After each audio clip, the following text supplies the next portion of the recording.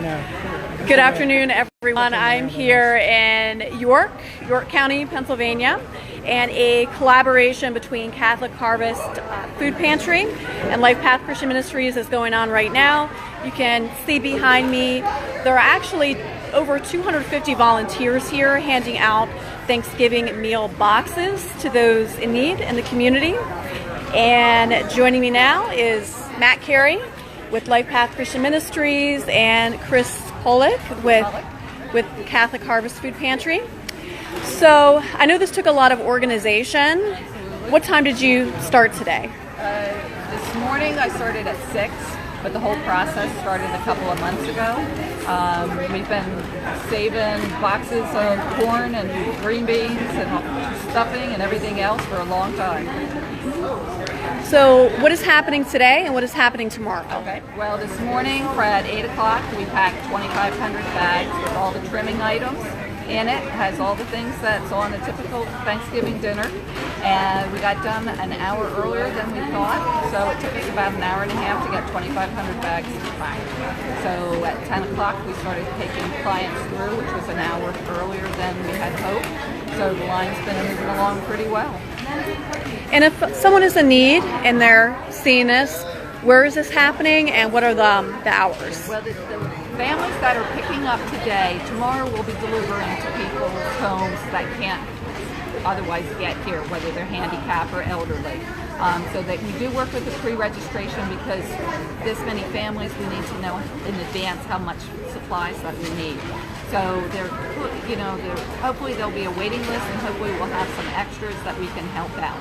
So, and how would people go about getting in contact with you all for tomorrow? They can call either Catholic Harvest Food Pantry or LifePath Christian Ministries. And then Matt, we were talking about this earlier. What would happen to some of the families if they did not have this? So it's, a lot of people have come up to me and said, Matt, thank you, because we had to make some decisions. If we didn't have this available to us, they have to make decisions about paying heating bills and other things. So this gives them that dignified meal, that opportunity to share with their family together during Thanksgiving Day. So if this wasn't made available by the generosity of the community, by the collaboration that we have, then a lot of people would go without that day. And we don't want to see that happen. So we're just extremely proud of everything that's going on and very thankful to the community how they donated so much and responded in the needs that we have. So how many turkeys did you collect, and what are some of the other items in the bags? So we've got thousands of turkeys. Yep. We have all the green beans and stuffing and cake mixes and all the wonderful things that go with the Thanksgiving meal.